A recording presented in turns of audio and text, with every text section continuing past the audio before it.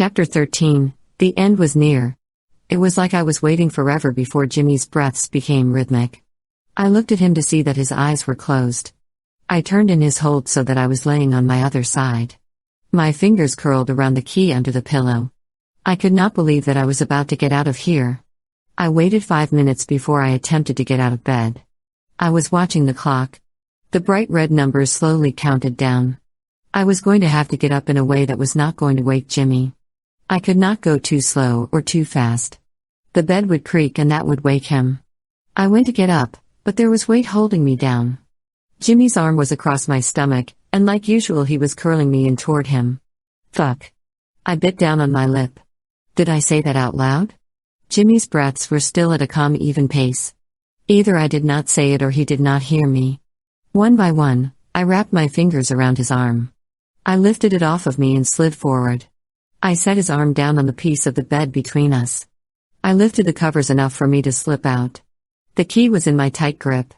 When my feet were planted on the floor, I turned to look at Jimmy. He was fast asleep and my body tensed. If he woke up, I would lie and say that I was going to the bathroom. I scanned the floor for clothes. All that I could find was Jimmy's t-shirt and my underwear. I did not have shoes nor pants, but I did not care. I would run away barefoot. I tiptoed toward the door. The floor was squeaking under my feet. What if Jimmy woke up? My fingers tightened around the doorknob, and the door creaked open. My teeth were biting on my lips so hard that I could taste blood. I crept through the doorway and closed it behind me. I let out a deep breath and continued down the hall. My feet wanted to take off running, but I stopped myself. I tried to keep myself calm and quiet. The stairs came into view and I smiled. I was almost out of here. A door clicked behind me. My heart jumped in my chest. It had to be my imagination. I could not be caught already. I had barely left the room. I could not turn around to check. My body was frozen. Footsteps came closer to me, and it was not my imagination. I turned on my heels to see that it was Tommy.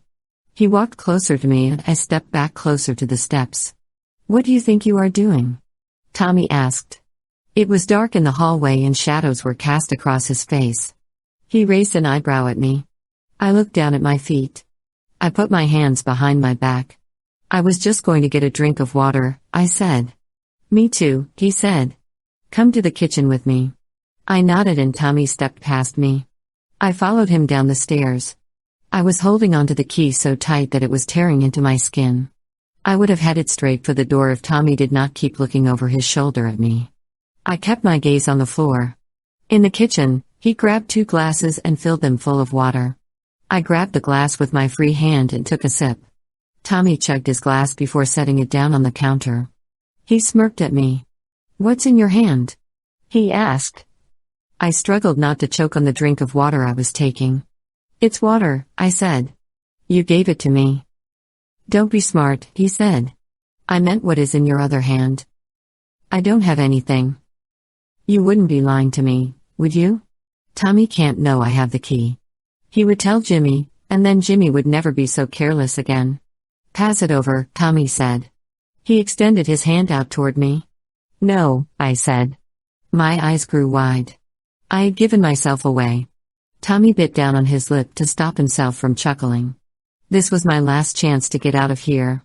I dropped the glass of water, causing it to shatter on the floor, and ran. I raced out of the kitchen and down the narrow hallway to the front door. The door was in sight, and my heart pounded in my chest. Tommy's arms wrapped around my waist and threw me onto the floor. By instinct, I stuck my hand out to break my fall. I screamed as the pain shot from my wrist up my arm. Tommy climbed on top of me and pinned me to the floor. My wrist was aching, so I could only punch him in the chest with my one hand. He reached down and wrapped his hand around my throat. He squeezed and I gasped for breath. He used his other hand to grab the key that had fallen out of my grasp. I kicked out my legs as I tried to push Tommy off of me. The stairs creaked, and Tommy looked over his shoulder. Jimmy was coming down the stairs. His hair was a mess and he was wearing a pair of pajama bottoms. He was rubbing his eyes with the heel of his hand. "What's going on here?" he asked. Tommy let the key dangle on the chain between his fingers. Jimmy's eyes grew big and he snatched it out of Tommy's hand. "Your girl was planning on leaving," Tommy told him. Jimmy put his hand on Tommy's shoulder and ripped him off of me. I cradled my throbbing wrist as Jimmy pulled me onto my feet. He weaved his fingers into my hair. I gritted my teeth as he yanked me up the stairs by my hair. Jimmy had never been this rough with me before without Charles' orders. My heart pounded when I thought about what punishment was awaiting me. I had to get on his good side, and I had to get there fast. He let go of me after he slammed the door shut. He pushed me onto the bed. "I'm so sorry," I said. "What were you planning on doing, Juliet?" He asked me with a voice that was drenched in anger. I cowered on the bed as Jimmy's body towered over me. "I wasn't planning on doing anything," I said.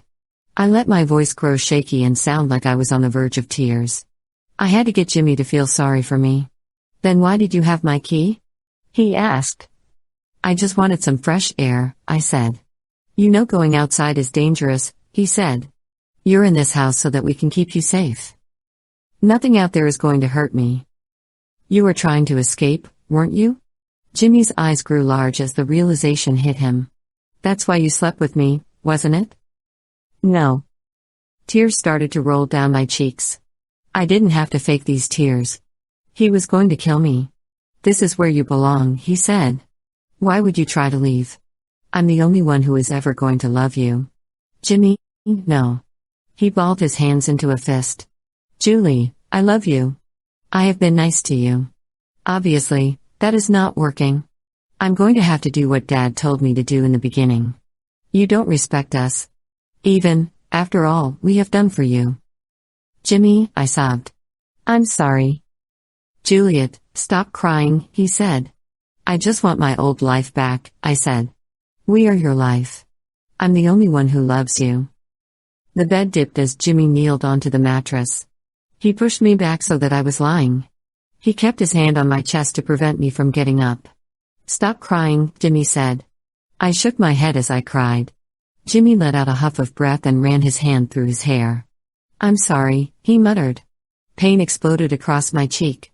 It took me a second to realize that he punched me. He raised his fist and brought it down on my face again. I let out a scream, and Jimmy wrapped his hands around my neck. My chest burned as I struggled to breathe. I pushed against his chest with my good hand. Jimmy let go of my neck and grabbed my injured wrist. I screamed in agony as he twisted my wrist to a painful angle. Pain shot up my arm and brought a new set of tears to my eyes. "Please, don't kill me," I said. "I'd never kill you," Jimmy said. "I just need to teach you a lesson." He pressed his lips against my neck. He trailed his kisses down to my collarbone. His hand slid under my shirt and up to my chest. My eyes flew open and I thrashed my body around to get him off of me. I started screaming when he struggled to pull my shirt off. "Shh," he whispered into my ear. "This is for your own good." When Jimmy was done with his brutal assault, I rolled onto my side. My body was in so much pain. Every time I screamed, Jimmy would hurt me more. Jimmy's breathing was ragged. I slid out of the bed and ran to the bathroom. I locked the door and crumpled on the floor as I cried.